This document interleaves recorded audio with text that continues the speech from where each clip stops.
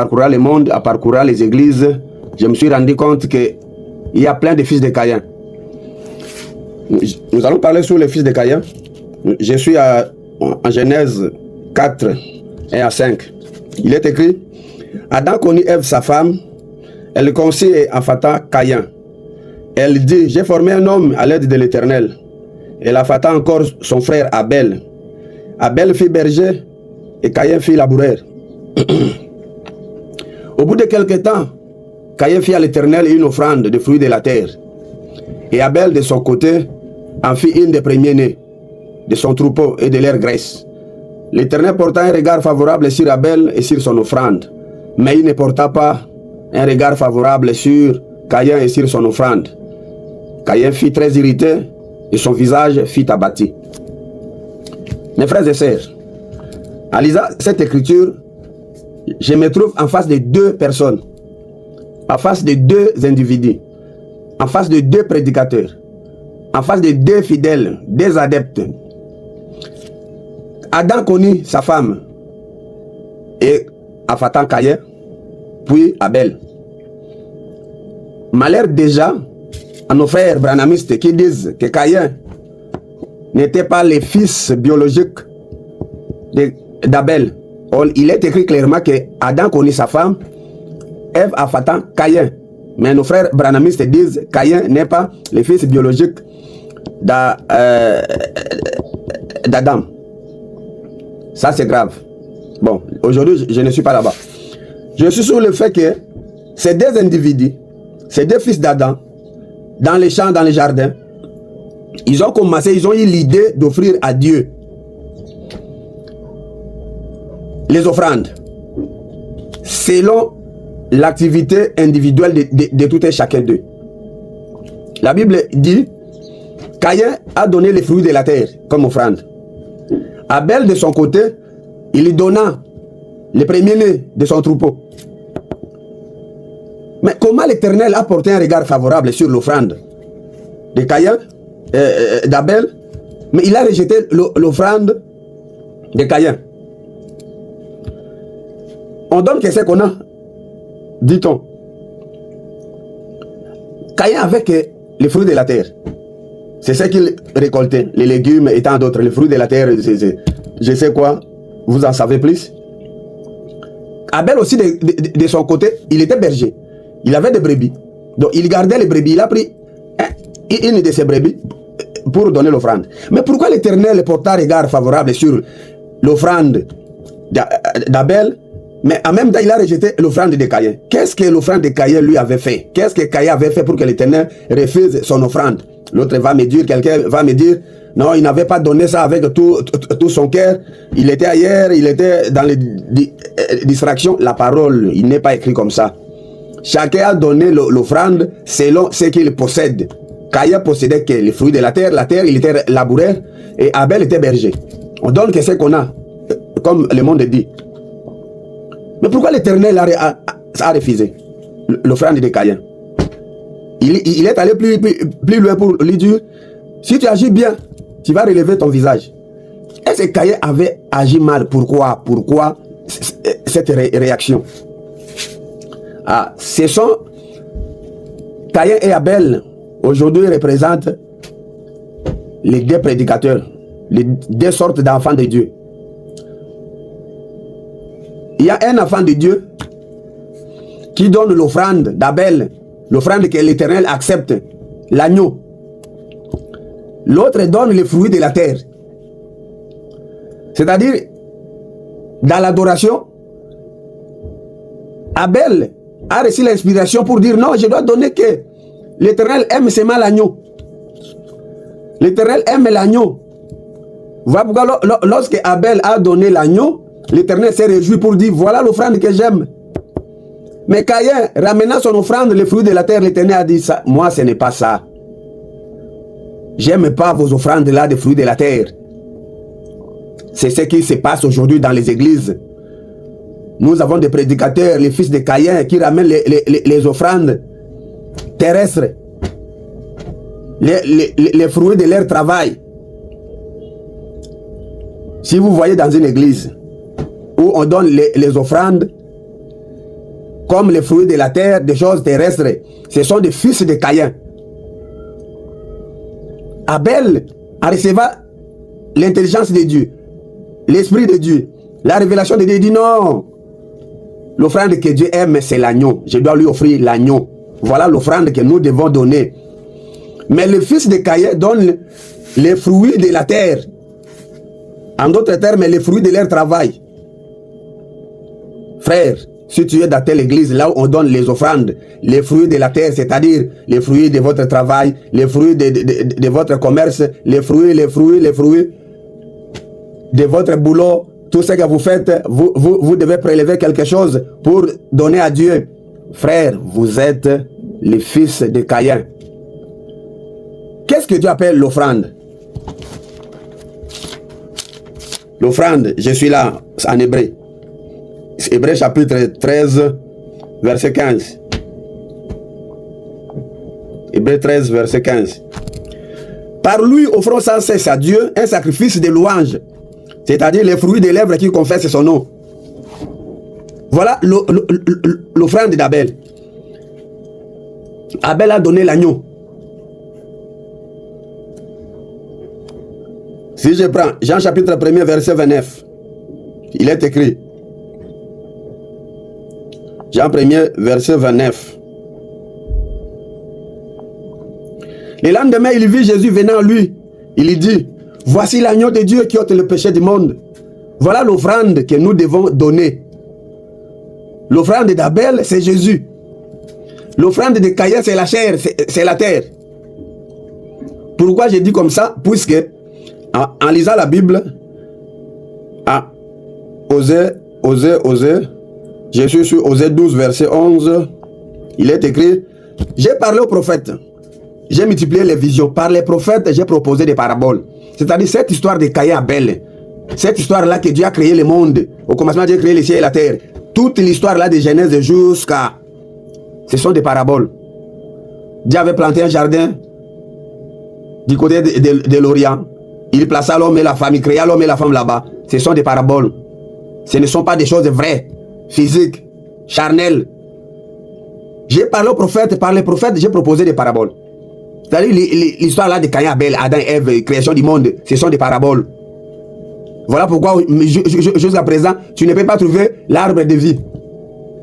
L'arbre de la connaissance du bien et du mal. Les jardins d'Éden, tu n'en trouveras jamais. C'est-à-dire, ce sont des paraboles.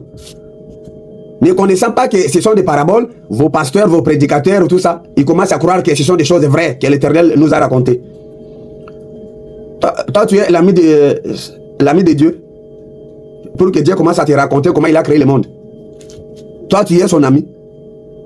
Lorsque Dieu commence à parler dans les Écritures, Dieu commence à nous enseigner, à nous parler d'une manière codée. C'est-à-dire Caïn, Abel, l'arbre de vie, Adam, Ève, ce sont des paraboles. Ne croyez pas à cette histoire. Dans cette histoire, il y a une vérité, il y a une pensée qui est cachée, dans laquelle il faut que les pasteurs vous révèlent cela. Sinon, vous êtes à côté. Sinon, vous êtes à côté, mes frères. Donc, Caïn et Abel, ce sont les deux prédicateurs, ce sont deux sortes d'églises, ce sont deux sortes de fidèles. L'un offre à Dieu l'agneau, qui est Jésus. Là encore, il y a une parabole, il y a quelque chose que j'ai caché. Je ne peux pas ouvrir ça maintenant. L'autre, c'est Caïn, c'est-à-dire un prédicateur aussi, mais qui prêche, qui enseigne. Les gens ont donné les offrandes selon la terre. C'est-à-dire Caïn a donné les offrandes selon la terre. Tous vos pasteurs qui vous disent, frère, toi tu travailles, l'Éternel vous a béni, viens avec quelque chose, amène quelque chose, offrande, dîme, d'une manière terrestre comme ça. Vous êtes fils de Caïn. Un prédicateur qui dit, si tu veux manger la dîme de quelqu'un, il faut que tu aies le pouvoir de chasser les démons. Donc il prend la dîme d'une manière charnelle. Un fils de Caïn. Quelqu'un qui prend la Bible, qui lit la Bible, il comprend la Bible d'une manière terrestre. Il commence à prêcher les gens d'une manière terrestre. Ce sont les fils de Caïn. Il est écrit, vous devez être baptisés dans l'eau. Mais vous allez voir un pasteur, docteur, prophète, ramener les gens dans l'eau physique, charnelle, terrestre comme ça. C'est un fils de Caïn. Tout prédicateur qui a donné le baptême d'une manière terrestre avec l'eau physique que nous utilisons dans nos maisons, c'est un fils de Caïn. Donc il ne comprend pas. Il ne donne pas l'offrande selon la belle, selon l'agneau. Il ne donne pas l'offrande selon l'agneau. Or l'agneau c'est Jésus. Quand Jésus est venu, Jésus a dit quoi? Quelle est la manière d'adoration que Jésus a ramenée au ciel? Donc, dans la préfiguration des choses de Dieu, c'est-à-dire, l'agneau représentait déjà le ciel. C'est-à-dire, vous qui donnez les offrandes selon la terre, vous êtes des fils de Caïn. Vous prêchez la Bible d'une manière terrestre. Par une compréhension humaine. La Bible a parlé de baptême d'eau. Donc, Jésus a été baptisé dans l'eau. Toi, tu prends aussi les gens, tu les amènes dans des fleuves et rivières pour dire, donc, venez être baptisés comme les gens le faisaient. Fils de Caïn, tu n'as jamais compris le baptême selon l'agneau. Voilà pourquoi Dieu a refusé l'offrande de Caïn. Parce qu'il parle d'après la terre. Les enfants de la rue, les sorciers, les féticheurs, les musulmans, les bouddhistes, tous ces gens-là comprennent déjà l'eau d'une manière physique. Toi aussi, prédicateur, pasteur, tu viens dans la parole de Dieu, tu commences à prêcher les gens, les baptêmes, les offrandes, les dîmes d'une manière charnelle, terrestre. La Sainte Seine d'une manière charnelle, terrestre. Vous prenez le pain comme ça avec du vin qu'on vend dans les marchés ici, et vous dites que non, Jésus avait dit, faites ceci en mémoire de moi. Le vin que vous avez pris là. Vous l'avez eu ça où? N'est-ce pas dans des supermarchés? Les fils de Caïn ne comprennent pas le langage de l'agneau. Donc, l'offrande, c'est une adoration. C'est-à-dire, Caïn adore Dieu au travers les choses physiques, au travers les choses terrestres. Abel adore Dieu au travers l'agneau. Or, ce jour-là, lorsque Jean vit l'agneau, il dit, voici l'agneau. Et lorsque l'agneau est venu, il a dit quoi sur l'adoration? Comment nous devons maintenant offrir à Dieu quand l'agneau est venu? Les fils de Caïn, je vous attends ici. Jean chapitre 4. Voici comment l'agneau parle. Jean chapitre 4, 23 à 24. Mais l'heure est venue. Mais l'heure vient. Elle est déjà venue. Où les vrais adorateurs adoreront le Père en esprit et en vérité. Car ce sont là les adorateurs que le Père demande. Dieu est esprit. Il faut que ceux qui l'adorent en esprit. Vous voyez? C'est-à-dire, si je remonte encore sur 22, vous adorez ce que vous ne connaissez pas, nous adorons ce que nous connaissons car le salut vient des Juifs. L'adoration a changé. Abel étant dans la pensée de Dieu, il avait déjà compris que Dieu aime l'agneau. Toi, tu prêches aux gens, toi prédicateur, ministre de Dieu, apôtre, docteur, prophète, évangéliste et tout ça, pasteur. Vous prêchez les gens d'après l'agneau ou d'après le monde? Parce que Caïn a donné l'offrande des fruits de la terre. Jésus étant venu, il dit non, l'adoration a changé. On commence à adorer Dieu en esprit.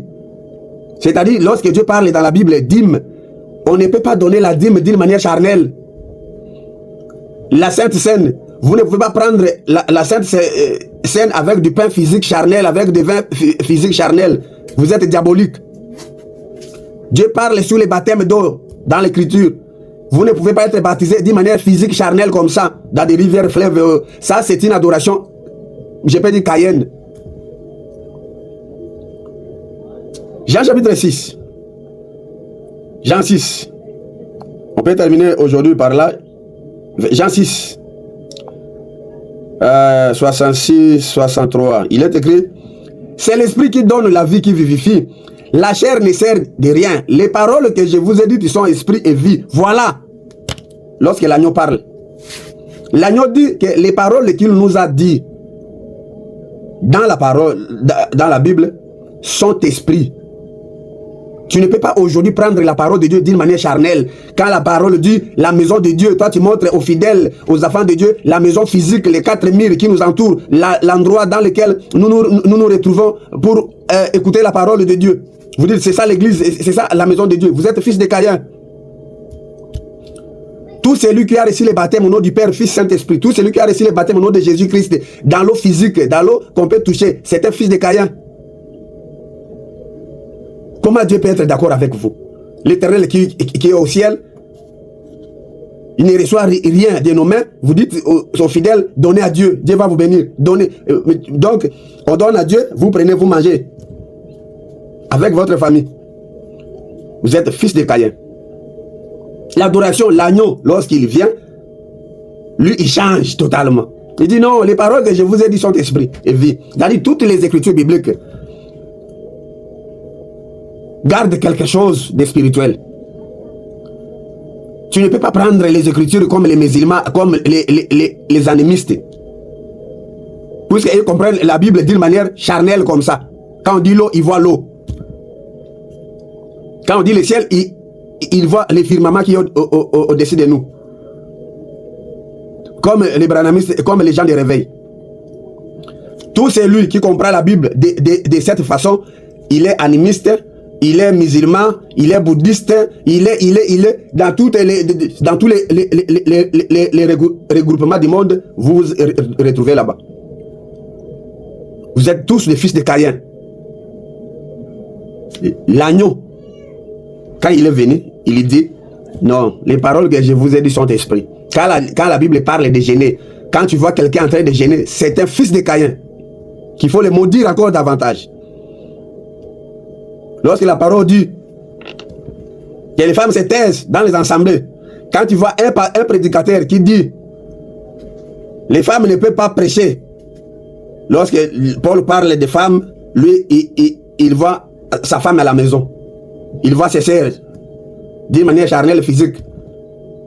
Il voit sa maman. Tu es fils de Caïn, tu comprends la Bible selon la terre. Tu prêches les gens selon la terre. Va demander à Paul comment lui a prêché. Quelle a été la manière de comprendre ses prédications. Tu vas comprendre qu'il parlait des choses cachées que toi tu n'as jamais connues. Ça c'est la première partie, mes frères et sœurs. Je vous demande de partager beaucoup. Je sais que ça peut choquer. Ça vous a choqué, là je le sais. Parce que ce sont des choses que tu n'as jamais entendues, qui ne sont jamais montées à ton cœur. Ton oreille n'en a jamais entendu. Ça c'est vrai. Mais rassure-toi, c'est ça la parole de Dieu. Si vous voulez un débat, je suis disposé. Discussion, partage, je suis là. Que le Seigneur vous bénisse.